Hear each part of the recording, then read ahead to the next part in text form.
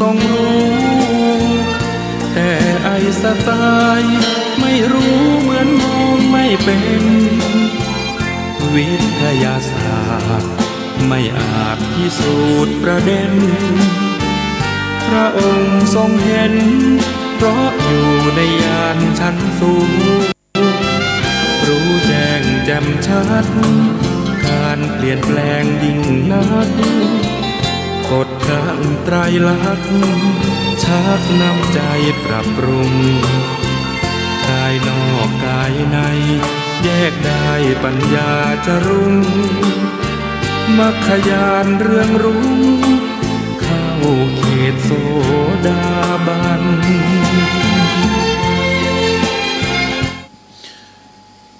พุทธคุณวางไว้กลางกล้าวเพื่อป้องกันเหล่าไพลินสิ้นทั้งหลายธรรมคุณทูลวางไว้กลางใจเพื่อช่วยให้หูทั่วถึงชั่วดีสังฆคุณทูลไว้ในชีวิตเพื่อช่วยพิษปลดทุกข์เป็นสุขี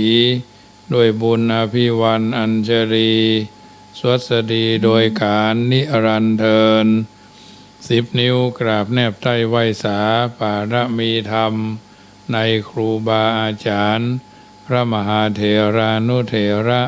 ท่านเจ้าคณะพระสังฆาธิการทุกรูปทุกตนขอความสุขความสวัสดีในธรรมะแห่งองค์สมเด็จพระสัมมาสัมพุทธเจ้าจงมีแก่บรรดาสาธุชนท่านผู้ฟังทุกท่านที่ได้มีโอกาสเปิดวิทยุรับฟังรายการเสียงธรรมก่อนรับตาทางสถานีวิทยุเพื่อการศึกษาพระพุทธศาสนาและวัฒนธรรม FM ความถี่ 104.50 เมกะเฮิรตซ์วัดฝาหินตำบลสุเทพอำเภอเมืองจังหวัดเชียงใหม่เมตตาในท่านพระครูสมุวิสุวัตรวรกิจโจ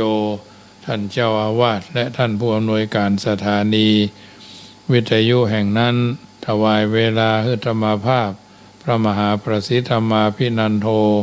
น้อมนำเอารายการนี้มาอุเอิญเจริญพร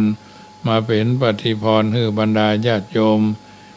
ท่านผู้ฟังที่อยู่ทางบ้านฟังกันเป็นประจำทุกวันตั้งแต่วันเสาร์วันอาทิตย์วันจันทร์วันอังคารวันพุธวันพฤหัสเว้นวันศุกร์ประจำเดือนประจำสัปดาห์รายการเสียงธรรมก่อนรับตานั่นถือว่าเป็นอาหารใจก่อนที่จะเอาท่านทั้งหลายอาจจะเข้าสู่ช่วงนิทราเข้ารับเข้านอนทางนี้ทางนั้นก็เป็นรายการที่นำมาอุเอิญเจริญพรเป็นประจำเอาท่านทั้งหลายได้ยินได้ฟังแล้วก็จะได้นำมาปรับใจในการเดินทางชีวิตโดยมีหลักยึดหลักประพฤติเป็นลำดับไปพร้อมแล้วกราบ1กราบ2กราบ3กราบ4กราบ5อะระหังสัมมาสัมพุทโธภควาพุทธังภวันตังอภิวาเทมิกราบสวากขาโตภควตาธัมโมธัมมังนามัสสามิกราบสุปฏิปันโนภควโตสาวกสังโฆสังฆังนามามิกราบมาตาปิตุคุณังอหังวันตามิกราบคุณูปการีวันตามิกราบกราบพระพุทธกราบพระธรรมกราบพระสงฆ์กราบระลึกถึงคุณพ่อคุณแม่กราบระลึกถึงคุณของครูบาอาจารย์แล้วก็จะได้นำพาญาติโยมสวดพระพุทธคุณพระธรรมคุณพระสังฆคุณเป็นลำดับไปเนอโยสันนิสิโนวราโพธิมูเลมรังสะเสนังมหันติงวิชยโยสัมโพธิมากันจริงว่าอนันตัญญาโนโลกุตโมตังปันนามามิปุถังอัตถังกิโกอริยปัตโตจนะนังโมคขปเวสายาอุจุกามะโกอายังสันติกโร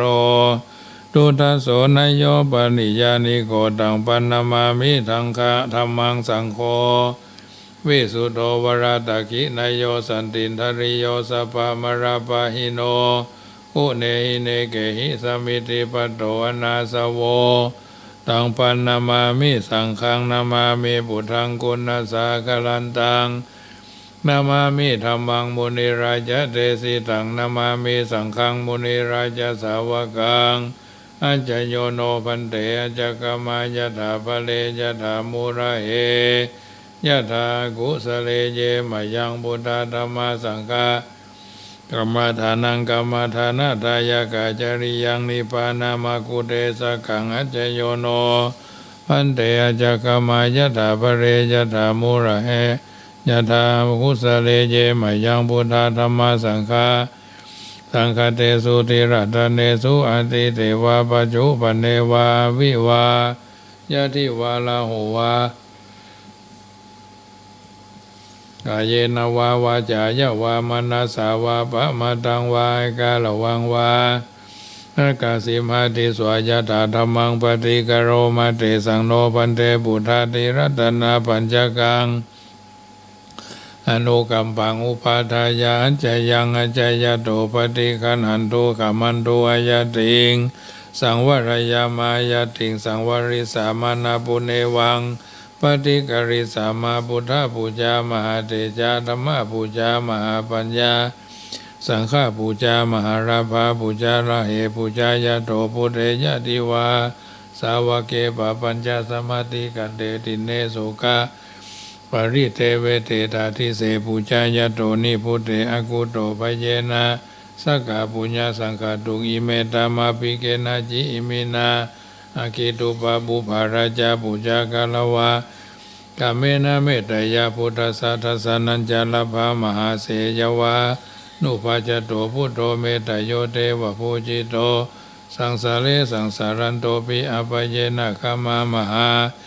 เสนิปานะปัจจโยโหตุโนนิจจังนะโมตัสสะภะคะวะโตอะระหะโตสัมมาสัมพุทธัสสะนะโมตัสสะภะคะวะโตอะระหะโตสัมมาสัมพุทธัสสะนะโมตัสสะภะคะวะโตอะระหะโตสัมมาสัมพุทธัสสะพุทธังสรณังกัจฉามิธัมมังสรณังกัจฉามิสังฆังสรณังกัจฉามิทุติยัมปิพุทธังสรณังกัจฉามิทุติยัมปิธัมมังสรณังกัจฉามิทุติยัมปิสังฆังสรณังกัจฉามิตติยัมปิพุทธังสรณังกัจฉามิตติยัมปิธัมมังสรณังกัจฉามิตติยัมปิสังฆังสรณังกัจฉามิสรณะกัมมานังพุทโธสัพพัญโยทะยานโนธัมโมโลกุตโรนาวาสังโฆมะคาปะละโตจาอิเจตังรัตนะตยังเอตัสสานุภาเวนะสัพพะอันตรายโยวินาสันตุโนนะโมเมสัพพะพุทธานังตัวติงสาวรรักขโนตันังกโรมหาวิโรเมทังกโลมหาญาโสสารนังกโลโลกาหิโตติปังกโลจุตินทโลโกนัญโยชนะปะโมโคมังกโลปุริสาสัพโพสุมาโนทิโรเลวะโตรติวัตโนโสภิโตกุณาสัมปันโนอโนมัตตสีจานุตตโมปัตุโมโรกปะโจโตนารัตโตวรสารติปัตุมุตตโรสัทธาสาโลสุเมโทอากาปุคาโลสุจาโตสัพพโลกโกปิยตัสสีนราสัพโพอัตตัสสีกลุนิโกธรรมตัสสีธัมโมนุโตสิตโตอัสสโมโลเกติโสจาวัตตังวโรปุโสจะปะวโรพุทโธวิปัสสิจาอนุปโมสิกิสัพพะหิโตสัทธเวสภูสุขตัญญโกกกุสันโตสัทธวะโหโกนะกมโนรนัญจโหกัสสะโพสิริสัมปันโนโอตโมสักขยาปุงคโวอัฏวิสติสังคตาอิเมพุทธามหิติกากรุณากุณาสัมปันนาสัพพโลกาวิภูจิตวะเอเตตัสสะปะราพุทธาอุตตมากาปุกาลาเตปิสังฆกุณาสุปิติเย อะมะตังปะทาเอเตพุทธาติตาจามังคาราหุนติสัพพทาทวิสติเมปุเทหังวันตามิสัพพทาเตสังญาเนนะสีเลนะขันติเมตตาปะเรนะจเตปิโนอนุรักขันตุอโรกายเยนะสุเขนะจาอัตวิสติเมปุเทโยนโรสารนังกโตกัปปานิสัทธาสหัสสานิทุกขติงโสนกจันติอัตวิสติพุทธปณิตังทานะบาลามิสัมปันโนทานะอุปบาลามิสัมปันโนทานะบารมัทธบาลามิสัมปันโนเมตตาไมตรีกรุณามุทิตาอุเบกขาบาลามิสัมปันโนอิติปิโสภะคะวาสีละบาลามิสัมปันโนศีลาอุปบารามิสัมปันโนศีลาบารมัทธบาลามิสัมปันโนเมตตาไมตรีกรุณามุทิตาอุเบกขาบาลามิสัมปันโนอิติปิโสภะคะวะเนกขัมมะบาลามิสัมปันโนเนกขัมมะอุปบาลามิสัมปันโนเนกขัมมะบารมัทธบารามิสัมปันโนเมตตาไมตรีกรุณามุทิตาอุเบกขาบาลามิสัมปันโนอิติปิโสภะคะวะปัญญาบาลามิสัมปันโนปัญญาอุปบาลามิสัมปันโนปัญญาบารมัทธบารามิสัมปันโนเมตตาไมตรีกรุณามุทิตาอุเบกขาบาลามิสัมปันโนอิติปิโสภะคะวะวิริยะบารามิสัมปันโนวิริยะอุปบารามิสัมปันโนวิริยะบารมัทธบารามิสัมปันโนเมตตาไมตรีกรุณามุทิตาอุเบกขาบาลามิสัมปันโนติปิโสภะคะวะขันติบารามิสัมปันโนขันติอุปบารามิสัมปันโนขันติบารมัทธบารามิสัมปันโนเมตตาไมตรีกรุณามุทิตาอุเบกขาบาลามิสัมปันโนอิติปิโสภะคะวะสัจจะบาลามิสัมปันโนสัจจะอุปบาลามิสัมปันโนสัจจะบารมัทธบาลามิสัมปันโนเมตตาไมตรีกรุณามุทิตาอุเบกขาบาลามิสัมปันโนติปิโสภะคะวะอธิฏฐานะบาลามิสัมปันโนอธิฏฐานะอุปบารามิสัมปันโนอธิฏฐานะบารมัทธบาลามิสัมปันโนเมตตาไมตรีกรุณามุทิตาอุเบกขาบาลามิสัมปันโนอิติปิโสภะคะวะเมตตาบารามิสัมปันโนเมตตาอุปบาลามิสัมปันโนเมตตาบารมัทธบาลามิสัมปันโนเมตตาไมตรีกรุณามุทิตาอุเบกขาบาลามิสัมปันโนอิติปิโสภะคะวะอุเบกขาบาลามิสัมปันโนอุเบกขาอุปบารามิสัมปันโนอุเบกขาบารมัทธบารามิสัมปันโนเมตตาไมตรีกรุณามุทิตาอุเบกขา บารมีสัมปันโนอิติปิโสภะคะวะทาสะบารมีสัมปันโนทัสสะอุปบาลามิสัมปันโนทัสสะปรมัตถบาลามิสัมปันโนเมตตาไม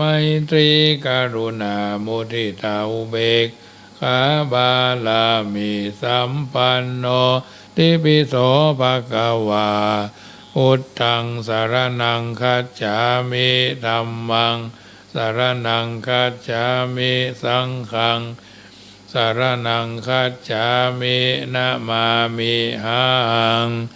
ติปิโสภะคะวะทานะบารมีสัมปันโนทานะอุปบารมีสัมปันโนทานะบารมัตถบารมีสัมปันโนมหาจยะปากโรวาราเมนาโทวัตโสธรรมการระยานาทีวิปัสสนากโตโสภะคะวะอิติปิติปิโสภะคะวะศีลบารมีสัมปันโนศีลอุปบารมีสัมปันโนศีลบารมัตถบารมีสัมปันโนมหาจยะปากโรวาราเมนาโทวัตโสธรรมการระยานาทีวิปัสสนากโตโสภะคะวะอิติปิติปิโสภะคะวะเนกัมมะบารมีสัมปันโนเนกัมมะอุปบารมีสัมปันโนเนกัมมะบารมัตถบารมีสัมปันโนมหาจยะปากโรวาราเมนาโทวัตโสธรรมการระยานาทีวิปัสสนากโตโสภะคะวะอิติปิติปิโสภะคะวะปัญญาบารมีสัมปันโนปัญญาอุปบารมีสัมปันโนปัญญาบารมัตถบารมีสัมปันโนมหาชัยยะปากโรวาราเมนาโทวัตโสธรรมกันระยานาทีวิปัสสนาคโตโสภะคะวะอิติปิอิติปิโสภะคะวะวิริยะบารมีสัมปันโนวิริยะอุปบารมีสัมปันโนวิ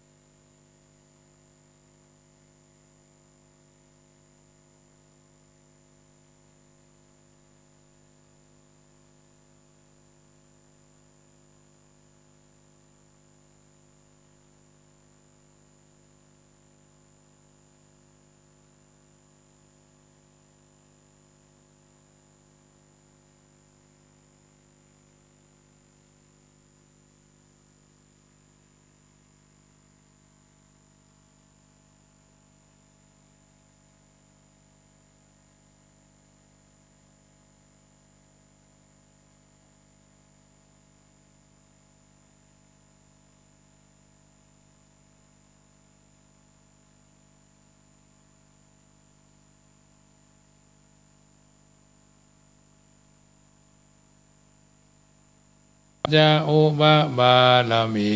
สัมปันโนสัจจะบารมัตถบาโสธรรมการระยานาทีวิปัสสนาคโตโส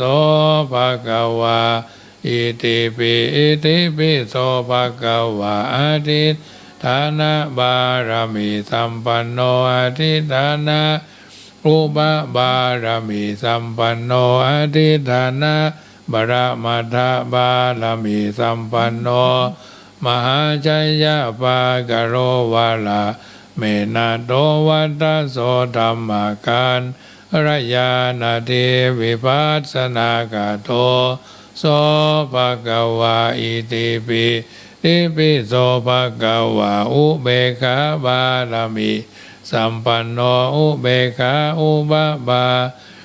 รามีสัมปันโนอุเบกขาบารมัตถบารมีสัมปันโนมหาจัยยะปากโลวาราเมนะโทวัตโสธรรมะการระยานาทีวิปัสสนาขะโตโสภะคะวาติปิอิติปิโสภะคะวาอุเบกขาบารมีสัมปันโนอุเบกขาอุบะบารมีสัมปันโนอุเบกขาบารมัตถบารมีสัมปันโนมหาจัยยะปากโรวาราเมนาโทวัตโสธรรมการระยานาทีวิปัสสนากะโตโสภะคะวาอิติปิโสภะคะวาทัสสะบารมีสัมปันโนทัสสะอุบะบารมีสัมปันโนทัสสะบารมัตถบารมีสัมปันโนมหาจัยยะปากโลวาราเมนะโตวัตโสธรรมะการระยานาทีวิปัสสนาขะโตโสภะคะวาอิติปิโสภะคะวาพุทโธอนันตติคุณโนวัตโสภะคะวาอิติปิสวาธุพระปัญญาปารมี30ทัศสวาธุพระปัญญาปารมีวัดแวดล้อมวิริยะปารมีอ้อมระวังดีศีลปารมีบังหอกบังดาบเมตตาปารมีผ่าแป้ทั้งปืนตาหน้าปารมีฮือเป็นพื้นดังต่ออุเบกขาปารมีฮือก่อเป็นเวียงสัจจะปารมีแวดระวังดีเป็นไม้ไต้ขันติปาลามีกายเป็นหอกเป็นดาบบังหน้าไม้และปืนไฟอธิฐานะปาลามีพันดาบไปทุกแห่งแห่งป่าฟุ้งหมู่มั่นผีสางภายเพศทุกทเวภพที่พังภายนี้นางธรณีอัศจรรย์โสสะเหมือนฟันอยู่ข้างน้ำนาทีนองกว้างต่อกว้างแตกทีฟองระนองระนอกกลายเป็นเข้าตอกดอกไม้ถวายปู่จาพระแก้วแก่นไทยสาตันพระผู้ทางเอ่ยจุงมาภายโพดอนุญาตโทษโพดผู้ฆ่าแท้ดีหลีแม่ธรณีออกมาฮีดมวยพรมอยู่ที่ท่าจางหายคายข้าจังงาซับดินพ่นน้ำหน้าทีลงพัดผายขอจ้างพายหักโตบเท้าพญามารห้องอ่าวพูนกลัวกาบยอมือขึ้นโทนหัวใส่เก้าผู้ข้านี้เล่าได้ชื่อว่าลูกศิษย์พระพุทธเจ้าผู้มีบุญสมปานอันมากนักพระพุทธเจ้าจุงตั้งปัญญาไว้เก้าชั้นทั้งไว้ทั้งหน้าก็ได้เก้าชั้นทั้งไว้ทั้งหลังก็ได้เก้าชั้นตั้งแต่หัวแผ่วตีนก็ได้เก้าชั้นตั้งแต่ตีนแผ่วหัวก็ได้เก้าชั้นแสนวาลูกเปินจักมาเสมอเหมือนฝนแสนหาก็บ่มีมาจักไกได้ข้าพระเจ้าเลยได้ชื่อว่าพุทธกุณังธรรมะกุณังสังฆกุณังพุทธอินตาธรรมะอินตาสังฆอินตาอัสสหแม่ธรณีผู้อยู่เหนือน้ำผู้อยู่กำแผ่นดินกันข้าได้ละลึกเกิดถึงหาคุณพ่อคุณแม่คุณครูบาอาจารย์คุณพระแก้วเจ้าทั้ง3ประการคือคุณพระพุทธคุณพระธรรมคุณพระสงฆ์คุณแดดคุณฝนคุณน้ำคุณลมคุณไฟคุณกุศลเจ้าก็ดีคุณนางอุตราเจ้าก็ดีคุณพระปัจเจกเจ้าก็ดีคุณพระตนเมตตาภาวนาเจ้าก็ดีคุณพระแม่ธรณีเจ้าก็ดีจุงมาสัมพิทักษ์รักษาคุ้มของทั้งกำหน้าและกำหลังยังตนตัวแห่งผู้ฆ่าตั้งแต่ทีฆากาละยามนี้วันนี้ค่ำคืนนี้และต่อไปนี้จิ้มแด่เธอพุทโธพุทธังรักษาธัมโมธัมมังรักษาสังโฆสังฆังรักษาพุทโธพุทธังอรหังธัมโมธัมมังอรหังสังโฆสังฆังอรหังพุทโธพุทธังกันหะธัมโมธัมมังกันหะสังโฆสังฆังกันหะอายุวันโนสุขังปะลังเอาละสาธุชนคนดีผู้มีจิตอันเป็นกุศล ได้ฟังการสังวาสสวดที่ยายพุทธคุณธรรมคุณสังฆคุณเรียบร้อยต่อไปก็จะเป็นธรรมบรรยายเป็นปฏิพรให้บรรดาญาติโยมสาธุชนที่ฟังอยู่ทางบ้านวันนี้มีข่าวอึกระรึกคึกโครมกันดังโลกโซเชียลก็คืออดีตตำรวจเนาะได้กราดยิงน้องหนูครูสามีภรรยาคนใกล้ชิดคนใกล้เคียงกันรวมแล้วจำนวน38ศพเนาะที่แรกก็36ครูก็ตั้งต้องพามานก็โดนยิงแถมพวกจังหวัดอำนาจเจริญบุญญาติโยมก็ว่าหนองบัวลำพู2จังหวัดเนี่ยนะก็ถือว่าเป็นเรื่องที่น่าเศร้าเนาะกับบรรดาที่เพิ่นได้สูญเสียบุคคลอันเป็นที่ฮักเพราะฉะนั้นญาติโยมท่านสาธุชนท่านผู้ฟังทั้งหลายข่าวทั้งหลายต่างๆที่เฮาหันที่เฮาฮู้นะเนาะก็คือเป็นเรื่องที่สาธุชนก็คงจะได้ยินกันเป็นระยะติดตามข่าวเกี่ยวกับเรื่องเหล่านี้มันเกิดขึ้นแล้วก็มันไม่สามารถที่จะเกิดอยากจะให้มันเกิดได้แต่ทั้งนี้ทั้งนั้นเรื่องต่างๆเหล่านี้เราก็เข้าใจกันอยู่ว่าสิ่งต่างๆเหล่านี้เกิดขึ้นแล้วมันก็ทำให้เกิดความเสียหายเนาะทั้งผู้ที่เป็นญาติพี่น้องบางคนเพิ่นก็ถือว่าได้สูญเสียคนอันเป็นที่ฮักในตระกูลเพิ่นล้มหายตายจากไปจำนวนนักทั้งนี้ทั้งนั้นละอ่อนรอดชีวิต1คนครูก็เล่าว่า10ตำรวจเอก6ยิงประตูบุกเข้าศูนย์นะเพราะฉะนั้นเมื่อเวลา4 โมงเมื่อแรงของวันที่6วันเนี้ยกรณีกราดยิงละอ่อนน้อยอุทัยสวรรค์เนาะศูนย์เด็กเล็กอุทัยสวรรค์อำเภอนากลางจังหวัดหนองบัวลำพูทำให้มีผู้เสียชีวิตละอ่อนน้อยศูนย์เด็กเล็กนะและผู้ใหญ่รวมด้วย36 รายบาดเจ็บ12 รายมีการบรรยายรายงานข่าวกันเป็นระยะเอาท่านทั้งหลายก็คงจะหันในภาพยนตร์ข่าวกันเป็นส่วนใหญ่เนาะทางนี้ทางนั้นก็เรื่องต่างๆเหล่านี้ญาติโยมมันไม่อยากจะให้มันเกิดแต่มันเกิดไปแล้วจะเป็นจะใดก็ต้องติดตามข่าวกันต่อไปว่าสิ่งต่างๆเหล่านี้มันเกิดขึ้นแล้วมันมีมาตรการในการป้องกันให้มันเกิดแล้วจะเป็นจะใดเนาะญาติโยมทั้งหลายก็ต้องติดตามข่าวกันไปทีนี้เรามามองถึงหลักธรรมะอันเป็นคำสอน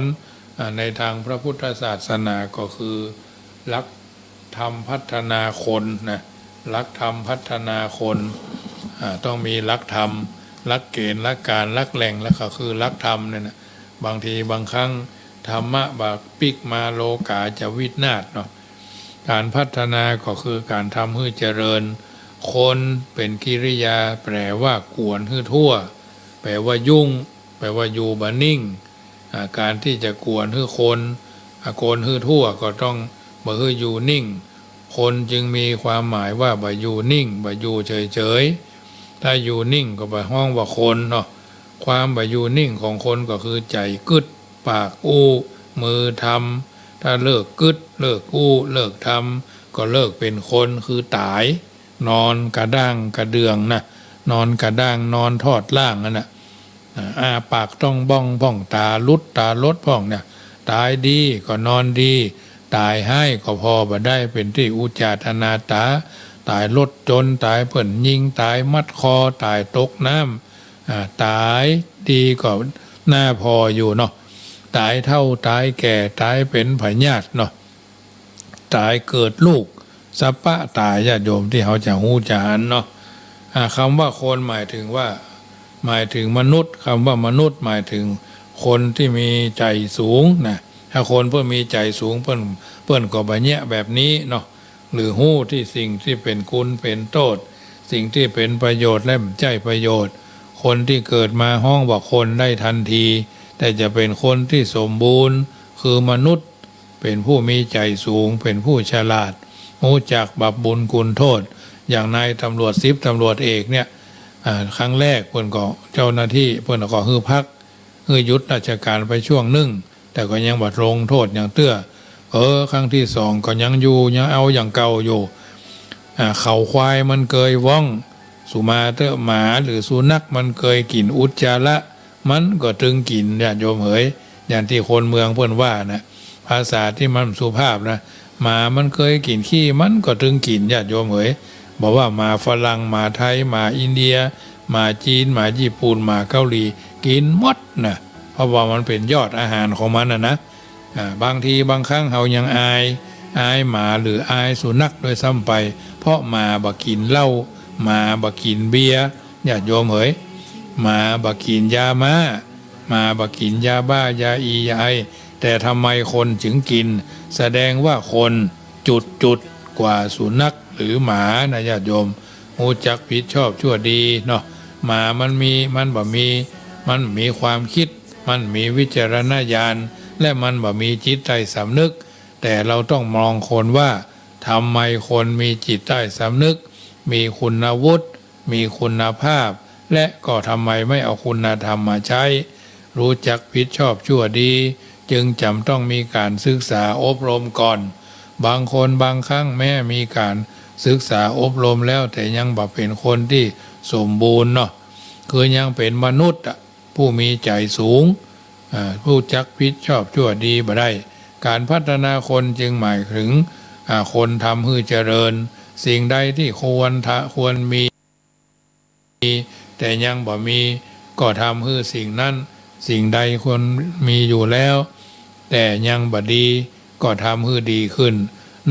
ในตัวคนเขาเนี่ยมีส่วนสำคัญอยู่สองคือกายกับใจจึงห้องว่าคนการพัฒนาคนจะต้องพัฒนาทั้งกาย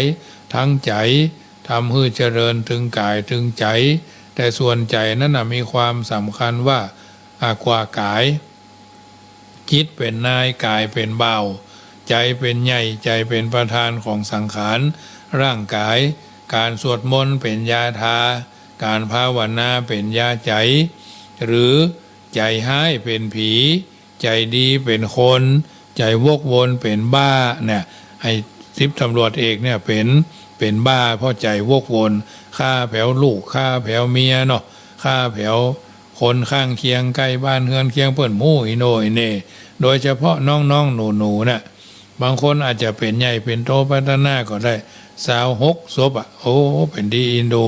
อเนตอนาถอุจจาตาญาติโยมอ่านแล้วแสดงว่า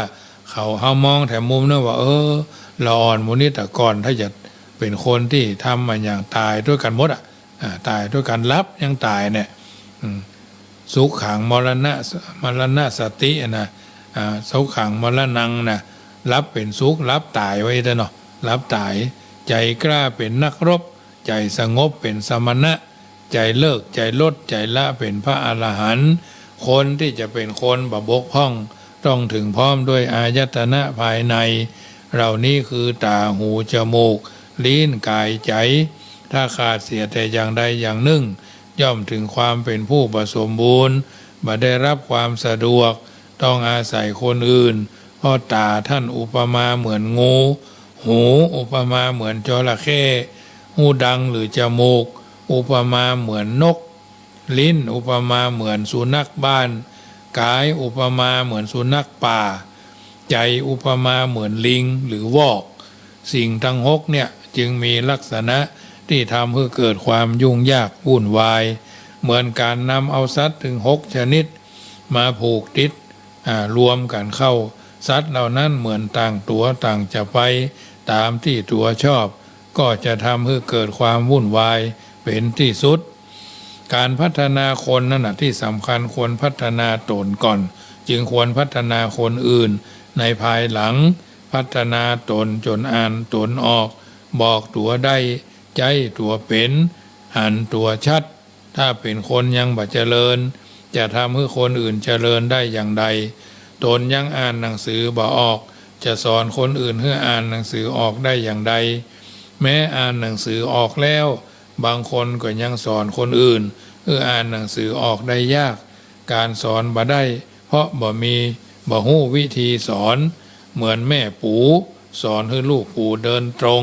แต่ตัวเองเดินกดไปกดมาบ่ได้เดินตรงบ่ได้อะลูกหูก็คงเดินตรงบ่ได้ฉะนั้นมีพระบาลีกล่าวรับรองว่าอัตตาหิกิระทุตถโมนะอัตตาหิกิระทุตถโมเพราะเล่ากันมาว่าตนฝึกได้ยากกว่าการฝึกคนอื่นนะตนฝึกได้ยากมากกว่าการฝึกคนอื่นด้วยว่าตนเองมักเข้ากับตัวเองถ้าตนเองทำผิดก็ปิดเงียบบ่เปิดเผยในส่วนทางพระพุทธศาสนาสมเด็จพระบรมศาสดาทรงสอนให้บุคคลผู้ทำความผิดเปิดเผยความผิดของตนต่อหน้าคนที่ควรเปิดเผยว่าณปุเรณปุเนวังกริสามิข้าพเจ้าจักบักกระทำอย่างนี้แถมณปุเนวังภาสิสามิ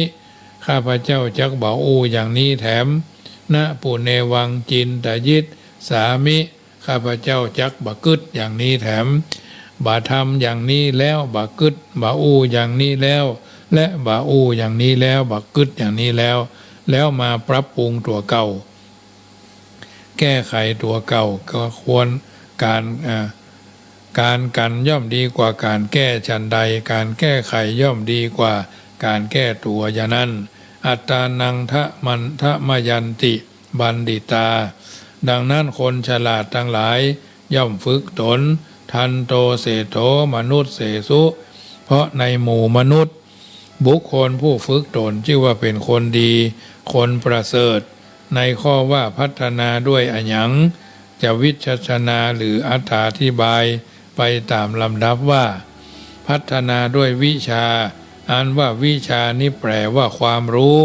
เบื้องต้นบุคคลจะต้องได้รับการศึกษาเป็นอัญญัง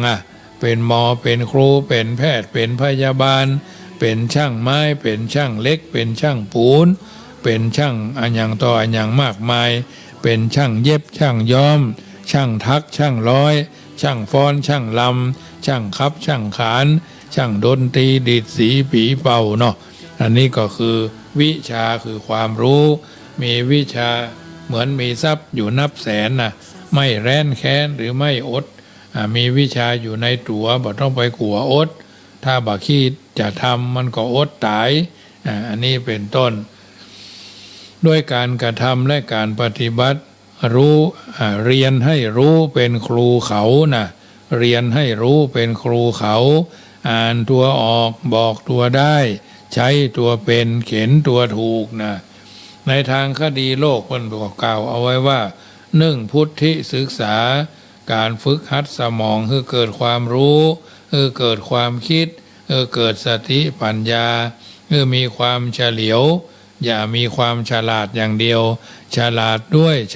ฉลียวด้วยทั้งฉลาดเฉลียวก็ไปได้ไกลภาษาสมัยใหม่เพิ่นว่าไปต่อได้ไปต่อได้อันนี้พุทธิศึกษาต่อมาก็จริยศึกษาการฝึกจิตให้สูงหัดเกากิริยามารยาทไปก็ลามาก็ไหวครับขอบคุณครับขอบคุณเจ้าอนุโมทนาเจริญพรเนี่ยอันนี้ถือว่า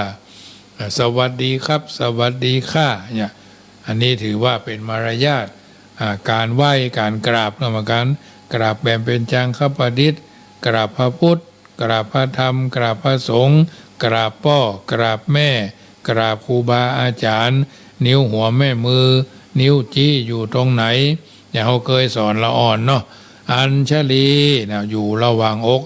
วันทานิ้วโป้งอยู่หัวคิ้วพิวาทก็กราบแนบพื้นหัวหน้าผากเขาวางนิ้วโป้งถึงสองข้างเนี่ยแล้วก็อัญชลีวันทาอภิวาทอัญชลีวันทาอภิวาทบางคนนี่งงอย่างอัญชลีคือการคือการไหว้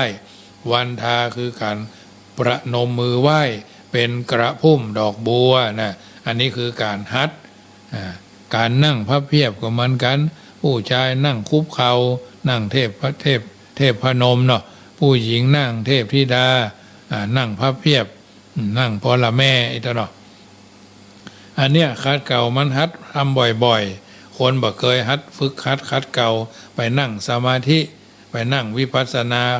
มือเท้าขวาทับเท้าซ้ายมือขวาทับเท้าซ้ายมือซ้ายนั่งตัวตรงๆนี่นะหายใจเข้าลึกๆหายใจเข้าว่าพองหายใจออกว่ายุบอย่าพองหนอยุบหนอคันก็ว่าคันหนออันนี้หลวงพ่อหนอเนาะคันก็กึดหนอคันดุดนิดดอดเน็ดก็ว่าคันหนอมันก็เอาความเอาหนอนะไปไว้ไปทำลายเลยเหมือนเพื่อนห้องว่าที่ในคอมตัวทำลายเนาะตัวทำลายเหมือนเพื่อนเล่นเกมในอย่างนั้นไปตัวทำลายไปดูดไปอย่างปัญหาไวรัสเนาะอันนี้คือจริยศึกษา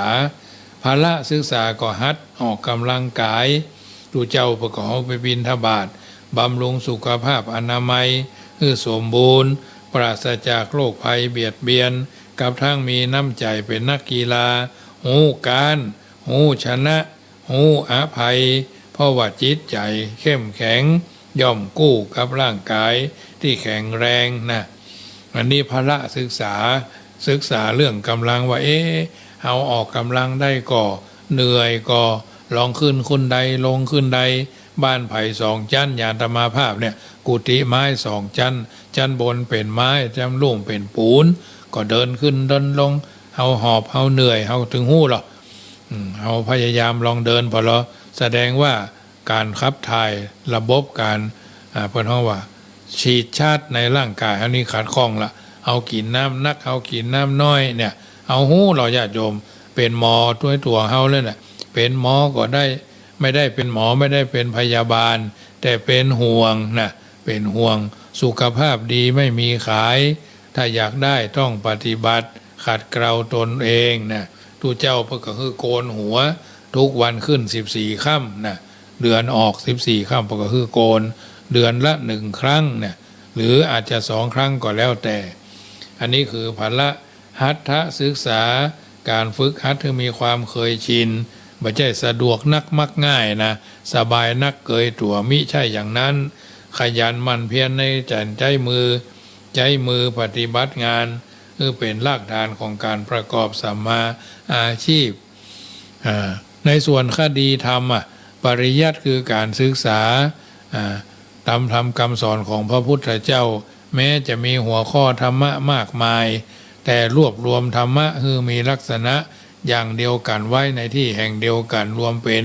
พระวินัยปิฎกเรื่องข้อคดกติการะบบระเบียบพระสุตตันตปิฎกพระสูตรนั้นสูตรนี้มาจากตรงนั้นตรงนี้ตรัสไว้กับไผ่เมื่อใดเนี่ยพระพิธรรมก็เกี่ยวกับลำดับจิตดีจิตงามจิตเศร้าจิตหมองจิตโลภจิตโกรธจิตหลงเนี่ยหรือจะรวบรวมสั้นสุดในปาพจน์ก็คือพระธรรมพระวินัยอันนี้ตังคดีธรรมปฏิบัติก็คือเอาสิ่งเหล่านี้มาคัดเกลาศีลเครื่องกำจัดกิเลสอย่างหยาบสมาธิเครื่องกำจัดกิเลสอย่างกลางปัญญาเครื่องกำจัดกิเลสอย่างละเอียดนะปฏิเวทะหรือปฏิเวทคือผลแห่งการปฏิบัติมรรค8มรรค4ผล4นิพพาน1เป็น9เป็นผลแห่งการปฏิบัติสูงสุดเป็นลำดับไปเพราะฉะนั้นค่ำคืนของวันนี้รายการเสียงธรรมก่อนรับตาก็มาถึงช่วงแห่งการจะได้อุเอิญเจริญพรประชาสัมพันธ์ข่าวสารงานบุญเนาะโดยว่าวัดจังกำจะมีการทำบุญทอดกฐินสามัคคีสมทบทุนบูรณะกุฏิสงฆ์โฮงนอนสำเร็จดังเจโตปณิธานได้ตั้งวาดหวังเอาไว้ญาติโยมสาธุชนที่อยู่ทางบ้านใครกินใครทานใครเป็นเจ้าภาพฟังรายการอาตมาทุกวันมีกินมีทานก็หอมกันได้มาบ่ได้ก็ฮื้อลูกฮื้อหลานเสียสละจตุปัจจัยเราอย่าคิดแต่รับอย่างเดียวจงคิดให้ด้วยนะวัดไหนมีการมีงานก็ทำบุญกันตามโอกาสได้จังหวะเวลาจะไปหันแก่ตัวจะไปคิดแต่เอาอย่างเดียวคนเฮาถ้ารับประทานแล้วบาทายมันก็เน่ามันก็มีกินเนาะมันก็มีกินยังบัดตันตายเพราะเน่าแล้วเป็นต้นนะเพราะฉะนั้นมีโอกาสบางทีบางครั้งวัดตัวเก่าก็ต้องทำโดยพ่อแม่ญาติโกโหติกาสังฆญาติเจือเฮาเคยทำบุญวัดไหนเฮาก็ท นักน้อยก็ไปตามสภาวะการเอาได้เงินเดือนคนเท่าเงินเดือนสวเท่าใด600ก็ทำ100ปีหน้าก็ทำเป็น200ว่ากันไปนะมั่มจะทำกู้เดือนเรากฐินนี่นะ600ก็ทำ700ก็ทำ800ก็ทำ900ก็ทำ1,000ก็ทำแยกก็ได้วัดละ50 บาทไผก็ตึงว่าเพราะเงินที่เขาเอาไปกินไปจ่ายนั่นน่ะเอาเป็นเงินภาษีอากรของประเทศเพิ่นก็มาตอบบุญแทนคุณเฮาบ่ใช่ว่ากินอย่างเดียวแล้วก็ต้องช่วยเหลือจุนเจือตัวตั้งอยู่ในหลักสารานิยธรรม6อนุโมทนากับหลายคนเนอะหลายชื่อหลายนามที่ท่านทั้งหลายร่วมทำบุญกับธรรมภาพกฐินคนนั้นเท่านั้นจะเริ่มทยอยประกาศ10วันที่10วันที่11วันที่12จะได้ประชาสัมพันธ์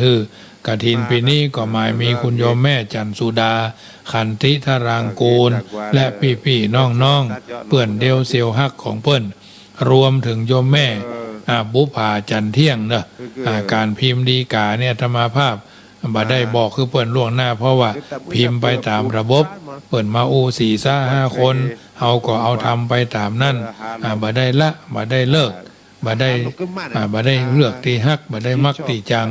คือการทำบุญความเป็นจริงนะชื่อเสียงเรียงนามเป็นส่วนประกอบแต่ถ้าเฮาใจบริสุทธิ์เหตุอย่างหนึ่งจะได้ก็ได้ญาติโยมเพราะฉะนั้นถือว่าขออนุโมทนาสุมาอภัยโดยไม่ได้พิมพ์หมดเพราะว่าเอาชื่อ4-5 คนมีคณะโยมแม่จันสุดาเป็นต้นโยมแม่บุภาจันเที่ยงถ้าได้ฟังขึ้น104นี้ก็ต้องขอสุมาอภัยด้วยเนอะอาตมาภาพเป็นคนจัดพิมพ์เองคณะคุณโยมแม่จันสุดาบ่ได้บอกคืออาตมาพิมพ์เนาะ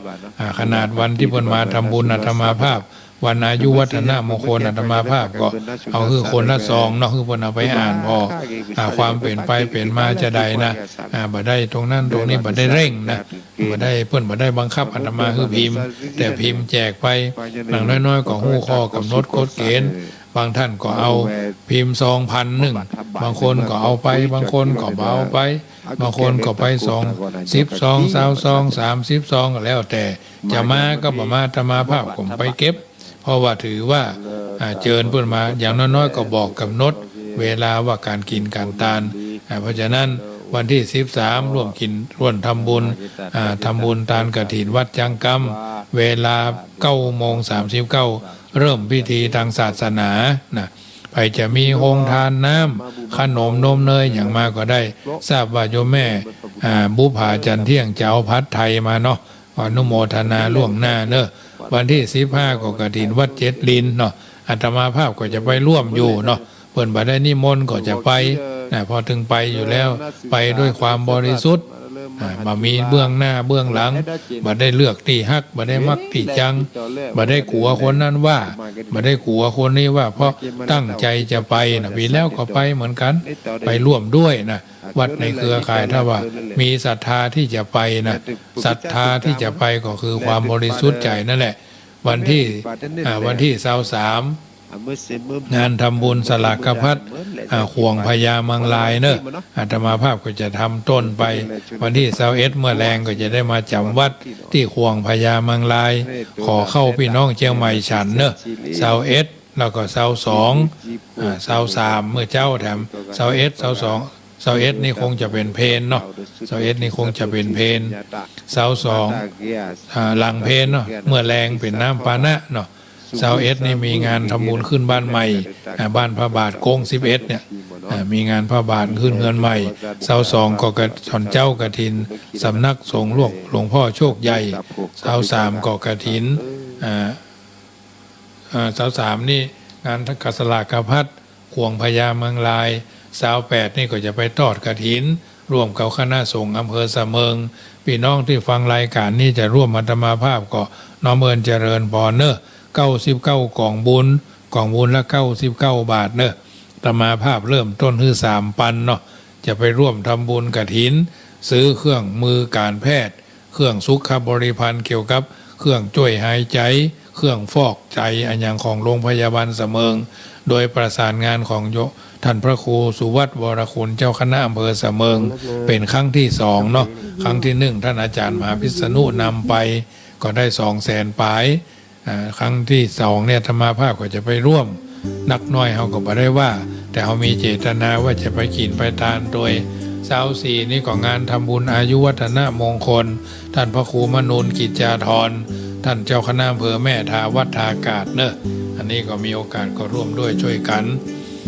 ญาติโยมสาธุชนที่อยู่ทางบ้านฟังกันแล้วเป็นจะได้โทรศัพท์ทักทายกันมาเนอะ0615476539 5 นาทีสุดท้ายเนาะก่อนนำรายการจะท่านไปขอส่งกำลังใจบ้านใดที่น้ำขังน้ำเจิ่งน้ำนองก็ขอให้ผ่านวิกฤตไปด้วยดีน้ำเพชรที่ว่าใสๆส่งน้ำใจที่บริสุทธิ์คือใดเนอะทางใดมีฝนมีฟ้าก็ตอนแรงนี่วัดจังกำก็มีมอกแผ่นดินลายมอกไล่ไก่เข้าห่มเนี่ยจะโยมฝนนะตอนแรงก็ไม่ได้จัดรายการขึ้นดีนาวสกรรมเพราะว่าลิงสัญญาณมันคัดข้องมันกระตุกดับหายก็เลยใจเทพแตน2 ทุ่มนี่ก็ทุ่มอันนี้ก็เป็นต้นเนาะแฟนพันธ์แท้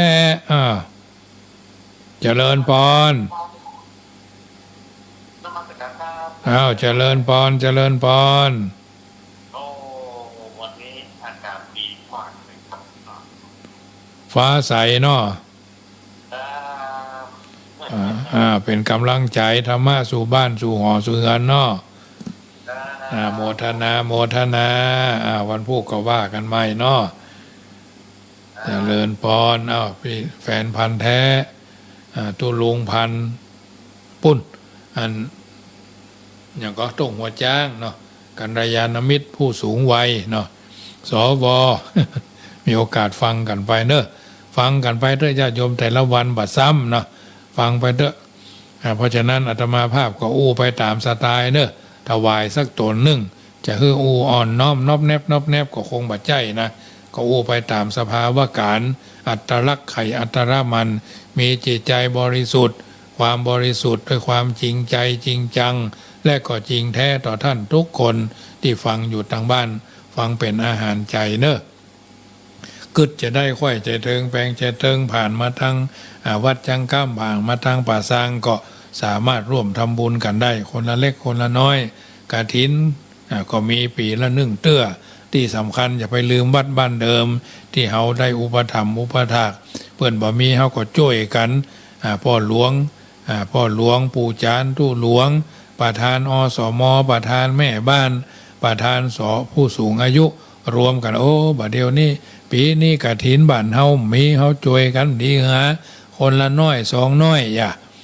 บางโทนเปิ้นตาลนั่นต้นเงินไปแล้วกากินสลากไปแล้วกาก็เป็นหยังที่บ่ได้ตาลบ่ได้กินสลากบ่ได้ตาลต้นเงินก็พากันตาลกฐินเนาะมันใช่เรื่องอย่างนักหนาได้นักได้น้อยดีกว่ามันได้สักบาทญาติโยมขอคือทำให้เหมือนเป็นประเพณีเนาะบ่ต้องไปรอกฐินกรุงเทพนะญาติโยมน้อยนักสมัยปัจจุบันนี่นะคนบ้านเฮาต้องช่วยกันละพี่น้องในหมู่บ้านเฮาศรัทธาวัดวัดขอศรัทธาวัดจังกำมาช่วยวัดจังกำแล้วไผจะมาช่วยจ้างที่ไหนมันจะมาช่วยญาติโยมเอ๋ยศรัทธาวัดวัดขอถ้าบ่ช่วยวัดบ้านเดิมของตัวเก่าจ้างที่ไหนมันจะมาช่วยพญาราชสีห์ที่ไหนมันจะมาช่วยญาติโยมเอ๋ยถ้าเอาช่วยกันมันก็ไปจากนักก็เป็นน้อยจากน้อยก็เป็นนักสมัยนี้เพิ่นบอกว่าแบงค์มนไปเมืองนอกแบงค์ม่วงไปห้างแบงค์แดงไปกาดนัดเขียวฟ้าชัดเข้าวัดเข้าวาค่ำคืนนี้สมสมัยได้เวลาจะขอนำรายการจากท่านไปก่อนรัตนัตตยานุภาเวนะ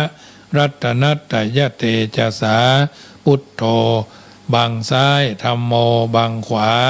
สังโฆบังกายาอะระหังบังเกสาอะระหังพุทโธนะโมพุทธายะขอเจริญพรอนุโมทนา